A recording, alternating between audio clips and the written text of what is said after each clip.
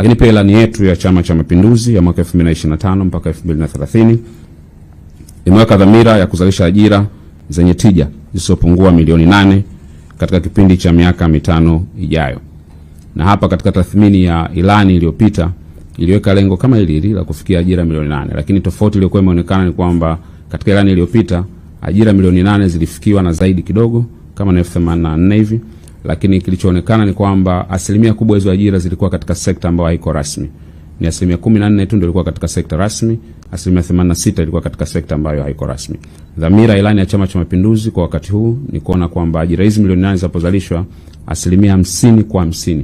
Maana asilimia 50 kutoka katika sekta rasmi na asilimia 50 pia itoka katika sekta ambayo haiko rasmi. Ndio maana katika ahadi 13 za 11 za Mheshimiwa Rais, ahadi 6 zinazungumza masuala ya vijana, na mojawapo ni urasimishaji wa biashara na shughuli za vijana ili kuhakikisha kwamba vijana wanaingia katika sekta ambayo iko rasmi pia.